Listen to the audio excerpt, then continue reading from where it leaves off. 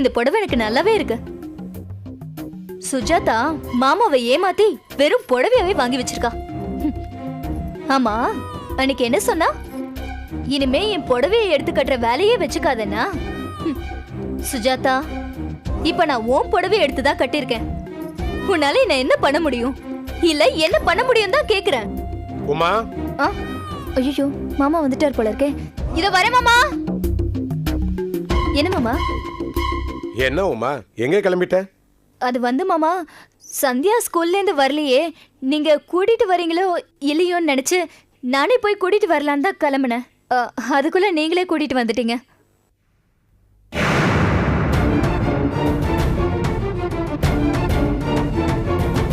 இது அம்மாவுடைய சேலையாச்சே. இது எங்க அம்மாவுடைய சேலை தானே? நீ எதுக்கு கட்டன? விடு. குடு. விடு. சந்தியா, சொன்னா கேளு. முதல்ல புடவை விடு. விட மாட்டேன். எங்க அம்மா சேலை யார் கட்டினாலும் எனக்கு கோவம் வரும். சந்தியா விடுங்கறல. அம்மா சேலைய குடு. விடு சந்தியா. சொன்னா கேளு. குடு. சொல்றேன். ஐயோ, மாமா.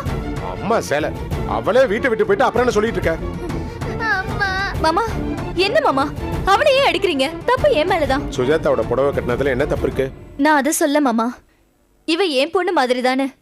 நான் உரிமையா நினைச்சு பாருங்க, அது ஏன் தப்புதான்.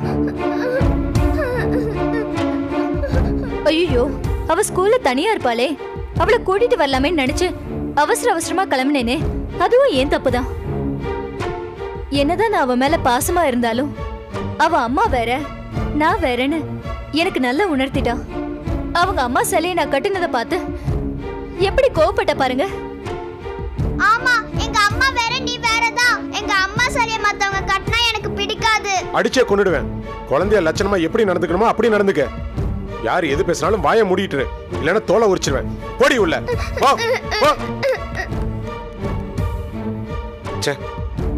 சுஜாதாவோட பிடிவாதமும் பொசிசிவ்னஸும் இவகிட்ட அப்படியே இருக்கு. இந்த வயசுல இப்படின்னா நாளைக்கு இவளோட வாழ்க்கை.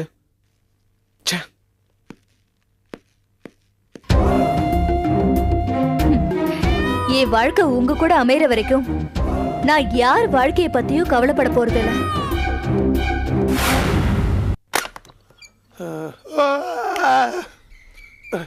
சுக்கானே, இன்னை பொழுது நல்லபடியாக முடியணும். யார் எது நினைச்சாலும் அவங்களுக்கு அப்படி அப்படியே உடனே கிடைக்கணும்.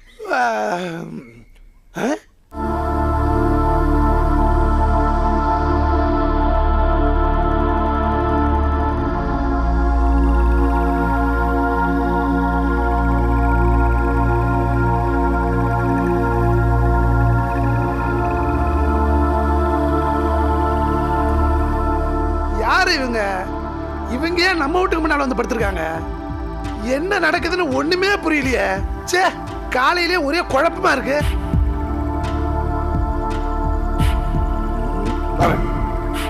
யோ, இங்க ஏன் படுத்திருக்கீங்க? எழுந்திருங்க, எல்லாம் எழுந்திருக்கேன்னு சொல்றல. என்ன உங்களுக்கு எல்லாம் வீடு வாசலே கிடையாதா? எங்க வீட்டுக்கு முன்னால எதுக்கு வந்து படுத்துறீங்க? என்ன பாக்குறீங்க? சொல்றது காலையில விழ எழுந்துருன்னு சொல்றல. யோ, கேக்குறல்ல, என்ன திரு முடிக்கிறீங்க? யார் யானீங்களா? ஐயா, 2004 டிசம்பர் 26 நீங்க மறந்திருக்க மாட்டீங்க. யோ, உங்களை யாருன்னு கேட்டா 2004 டிசம்பர் 2005 நவம்பர்னு சொல்றீங்க. நீங்க யாரையா சொல்லுங்க? பங்களால இருக்கிறவங்களுக்கு அது தெரியுமோ தெரியாதோ? யோ, யாருக்கு தெரியாதுங்கிற? அன்னைக்கு உலகத்தையே உழுக்குன சுனாமி வந்ததுன்னு எல்லாருக்கும் தெரியும். அதுக்கும் நீங்க இங்க வந்து தூங்குறதுக்கு என்ன சம்பந்தம்? ஐயா, சுனாமினால நாங்க ரொம்ப பாதிக்கப்பட்டிருக்கோம் ஐயா. அந்த அலை அடிச்சதுல வீடு வாசல் சொந்தம் பந்தம் ஒட்டு உறவு எல்லாத்தையும் இழந்துட்டு நிக்கிறோம் ஐயா. ஆமாய்யா, என் பொண்டாட்டி குழந்தைங்களெல்லாம் அலை இழுத்துட்டு போயிடுச்சியா. வல்ல போட்டெல்லாம் போச்சியா. என் பையன் புருஷன்லாம் காணாம போயிட்டாங்க ஐயா. ஆமா, விடிஞ்சு விடியாதுமா. காலங்காத்தால அப்படி ஒரு அழி வரும்னு யாருமே எதிர்பார்க்காததான். இந்த உலகத்துல நடக்கிற நல்லதோ கெட்டதோ நம்மளை கேட்டுக்கிட்டா வருது. இதுல நம்ம எவ்வளவு கஷ்டப்பட்டிருக்கோம், எந்த அளவுக்கு பாதிக்கப்பட்டிருக்கோம்னு இயற்கைக்கு தெரியவா போகுது? எதுவுமே இல்லை.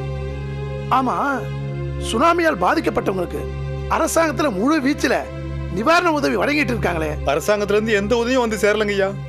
நாங்க நடையா நடந்துட்டோம், என்னன்னு கண்டுக்கவே மாட்டேன்றாங்க.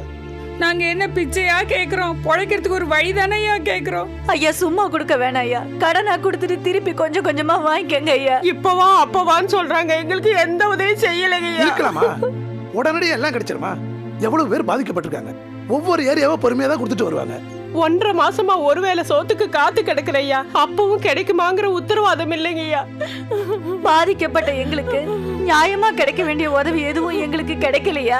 இடையில இருக்க சில பேர் தடுத்து எடுத்துக்கிறாங்க. அத கேட்டா அரசாங்கத்தால இவ்வளவுதான் செய்ய முடியும், இதுக்கு மேல எங்களால எதுவும் செய்ய முடியாது, உங்களுக்கு தேவைப்பட்டதை நீங்களே தேடிக்கங்கன்னு சொல்றாங்க ஐயா. இப்பவும் நாங்க கேக்குறதெல்லாம் எங்க குடும்பம், எங்க புள்ள குட்டிங்க மழையில நனையாம வெயில காயாம பாதுகாப்பா இருக்க ஒரு இடம் தானங்கய்யா கேக்குறோம்.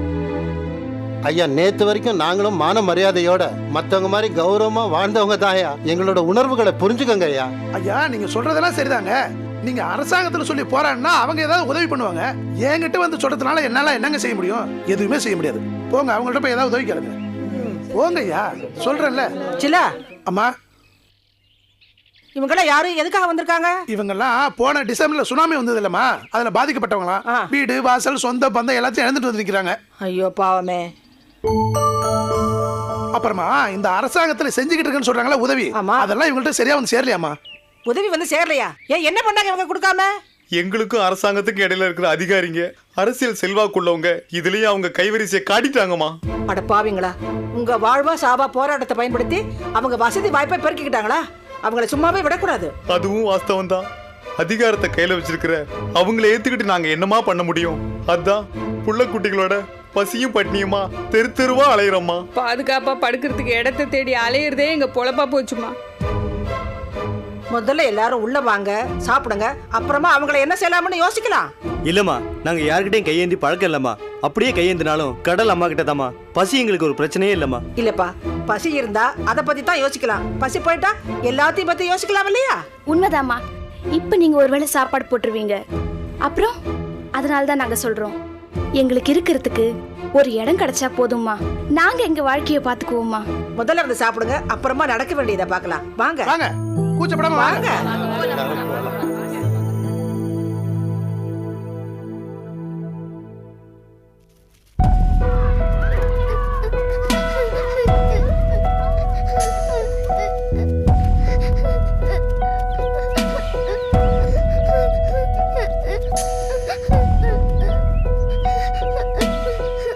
சந்தியா, நீ இப்ப சரியான அழுமூஞ்சி ஆயிட்ட. எதுக்கு எடுத்தாலும் அழுதுகிட்டே இருக்க. நானும் அழ ஆசைப்படுறேன். எங்க வீட்ல எல்லாரும் சேர்ந்து என்ன அழ வைக்கிறாங்க. உங்க வீட்ல தான் ஃபேமிலி ப்ராப்ளம் தெரிஞ்சு போச்சுல, நீ அழுதுட்டு இருந்தா அது சால்வ் ஆயிடுமா? எந்த ப்ராப்ளமா இருந்தாலும் பெத்தவங்க நம்ம மேல பாசமா இருந்தா நமக்கு எதுவும் தெரியாது. அவங்களுக்கு தான் பேரண்ட்ஸே ப்ராப்ளம் ஆச்சே. இன்னைக்கு ஏதாவது பிரச்சனையா சந்தியா? ஆமா, எதா இருந்தாலும் இப்படி தனியா உட்காந்து அழாதப்பா, எங்க கூட ஷேர் பண்ணிக்கோ. அப்பதான் உனக்கு கொஞ்சமாவது ரிலீஃபா இருக்கும். நீ எதுவுமே சொல்லாம இப்படியே அழுதுட்டு இருந்தா எங்களால என்ன செய்ய முடியும்? என்ன நடந்ததுன்னு சொல்லு சந்தியா. எல்லாரும் வீட்ல நடந்த சந்தோஷமான விஷயத்தை தான் ஃப்ரெண்ட்ஸ் கிட்ட ஷேர் பண்ணிப்பாங்க. ஆனா நான் வீட்ல நடக்கிற பிரச்சனைய பத்தி உங்க கூட பேசிக்கிட்டு இருக்கேன். அதுக்கு நீ என்ன செய்ய முடியும்? சந்தோஷத்தை ஷேர் பண்ணிக்கிறது மட்டுமே ஃப்ரெண்ட்ஷிப் கிடையாது, கஷ்டத்தையும் கொஞ்சம் ஷேர் பண்ணிக்கணும், அதான் ஃப்ரெண்ட்ஷிப். நேத்து சாயந்தரம் உமா சித்தி எங்க அம்மா சாலி எடுத்து கட்டிட்டு இருந்தாங்க. அத பார்க்க பார்க்க எனக்கு கோவமா வந்துச்சு.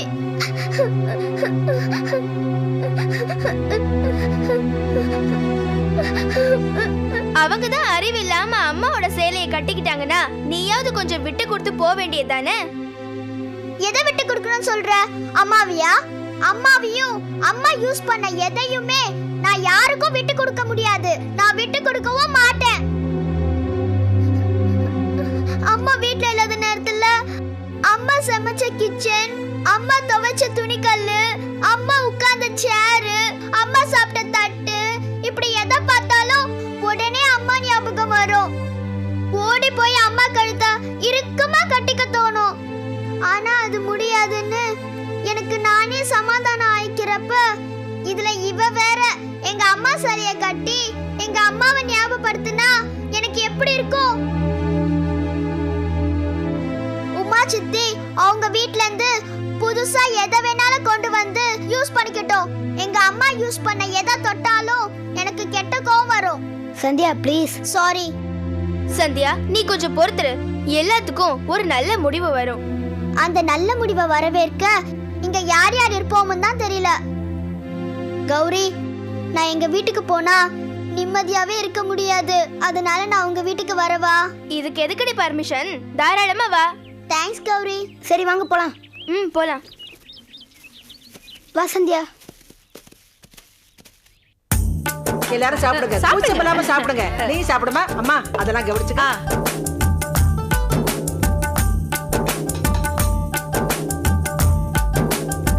என்ன எல்லாம் வயிறார சாப்பிட்டீங்களா? சாப்பிட்டோம் ஐயா. வெத்தலை போட்டுங்க. உங்களுக்கு கிடைக்க வேண்டிய உதவிகளை சீக்கிரமா கிடைக்கிறதுக்கு உதவி செய்யறோம்.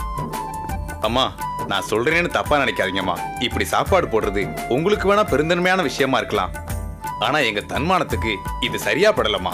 ஜிலா, அம்மா நாம சாப்பாடு போடுறதை அவங்க தப்பா புரிஞ்சுக்கிட்டாங்க போல இருக்கு.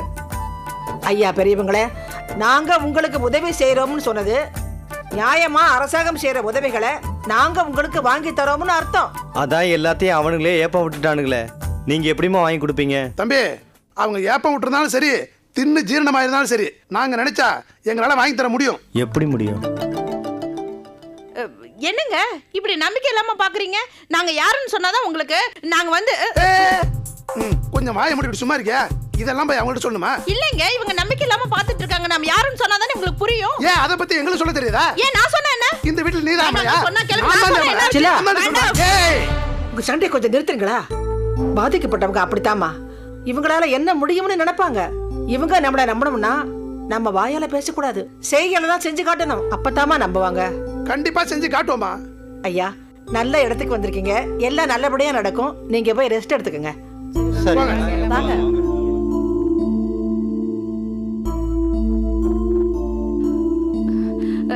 அத்தை, இவங்க கிட்ட வீரமா பேசி அமிச்சிட்டோம். யார பாக்குறது? இவங்களோட பிரச்சனை எப்படி தீக்குறது? அத்தை ஜிலா, அம்மா இந்த விஷயமா யார போய் பாக்குறது? கலெக்டர் பாப்பமா. ஏய், அதிகாரிகள்ங்கிறது மற்றவங்க சொல்ற வேலை செய்யற கருவிகள் தான். அவங்கள ஆட்டி வைக்கிற ஒரு கும்பல் இருக்கு, அவங்கள போய் பார்க்கணும். இங்க பாருங்க, சுனாமி ஏற்பட்ட 2004 டிசம்பர் 26 நான் இது வரைக்கும் தூங்கவும் இல்லை, என் வீட்டு கதவை சாத்தவும் இல்லை. ஏன் தெரியுங்களா? கதவை திறந்துக்கிட்டு வெளியில போயிட்டு என் தொகுதி மக்களுக்கு சேவை செய்யறதுக்கு எங்க நேரம் ஆயிடுமோன்னு தான். அது மட்டும் இல்லைங்க, அரசாங்கத்தில் கொடுக்கக்கூடிய உதவிகளை கேட்டு கேட்டு வாங்கி ஓடி ஓடி தொகுதி மக்களுக்கு கொடுத்துருக்கேன். அதோட பல நாள் கடற்கரையிலே உட்காந்து சாப்பிட்ருக்கேன்னா பார்த்துக்குங்களேன். சுனாமியால பாதிக்கப்பட்ட ஒரு சுண்டெலியை பார்த்தா கூட கண்ணு கலங்குது, கை தானாவே உதவி செய்யுது. இன்னைக்கு நிலைமையில என் தொகுதி முழுக்க சுனாமியால பாதிக்கப்பட்ட மக்களுக்கு குடியிருக்க தற்காலிகமா வீடுகள் அமைச்சு கொடுத்துருக்கேங்க. சாப்பிட அரிசி, பருப்பு, மளிகை சாமான் எல்லாம் கொடுத்துருக்கேங்க. கை செலவுக்கு பணமும் கொடுத்துருக்கேங்க. இன்னும் கட்டுமரங்களும் படகுகளும் வாங்கி தரப்போறேங்க. இதெல்லாம் உலகறிஞ்ச விஷயம். இதுல எந்தவித ஒளிவு மறைவும் இல்லாம வெளிப்படையா வெள்ள மனசோட எங்களால முடிஞ்சதெல்லாம் செஞ்சுக்கிட்டு இருக்கோம். இதுல வேண்டியவங்க வேண்டாதவங்களோ, இன மத பேதமோ, கட்சி பாகுபாடோ எதுவும் எங்களுக்கு கிடையாதுங்க. அப்படி யாரையும் நாங்க ஒதுக்கவும் இல்லை, புறக்கணிக்கவும் இல்லை. நீங்க சொல்ற மாதிரி யாரும் விட்டு போகவும் இல்லை. இதுதான் உண்மை. அப்ப எங்ககிட்ட வந்து முறையிட்டாங்களே அவங்கெல்லாம்? அதெல்லாம் பிராடுங்க, போலிங்க, ஊரை ஏமாத்தி பழைக்கிற கூட்டங்க. பாதிக்கப்பட்ட மக்களோடு மக்களா நின்று கையேந்திருப்பாங்க. அதை எங்க அதிகாரிங்க கண்டுபிடிச்சு விரட்டி அடிச்சிருப்பாங்க. அதாங்க நடந்திருக்கும். எங்க வீட்டு வாசல்ல வந்து தூங்கி கிடந்து சொன்னாங்களா? அதெல்லாம் அவங்க சொல்றதுல உண்மை இருக்குமோன்னு யோசிக்கத்தான் தோணும். ஆனா அவங்க உங்ககிட்ட முறையிட வந்தாங்களா, இல்ல நீங்க அசந்த நேரம் பார்த்து உங்க வீட்டுல திருட வந்தாங்களான்னு யாருக்குங்க தெரியும்? எந்த தனிநபரோ தனியார் நிறுவனங்களோ தன்னிச்சையாக பாதிக்கப்பட்ட மக்களுக்கு உதவி செய்யக்கூடாதுன்னு அரசாங்க ஆணை இருந்தோம் உங்ககிட்ட வந்து சொல்லியிருக்காங்கன்னா என்ன அர்த்தம்? அவங்க உண்மையிலேயே இது சொல்ல வரல, திருட வந்த இடத்துல மாட்டிக்கிட்டதால இதை ஒரு காரணமா சொல்லி தப்பிச்சுக்கிட்டாங்க, அவ்வளவுதான். போங்க, போய் அவங்களெல்லாம் போலீஸ்ல பிடிச்சி கொடுங்க. மக்கள் சேவை என்னை அழைக்கிறது, நான் புறப்படுகிறேன் என்பதை கூறிக்கொண்டு இதுவரை இங்கு பேச வாய்ப்பளித்த உங்கள் இருவருக்கும் நன்றி கூறி விடைபெறுகிறேன். நன்றி, வணக்கம். பாடி போலாம். சிலா, என்னடா இந்த ஆளு என்னென்னமோ பேசிட்டு போறாரு? அம்மா, இந்த தலைவர் ஏதோ உண்மை சொல்றாருங்க மாதிரி தாமா தெரியுது. நம்ம வீட்டுக்கு வந்தவங்க தான் ஏதோ தப்பு பண்ணிருக்காங்க. ஆமாடா, எரியற வீட்டுல புடுங்கினது ஆதாயங்கிற மாதிரி அந்த கும்பல் தான் ஏதோ ஃப்ராடு தனம் பண்ணுது. விட்டுருவனா?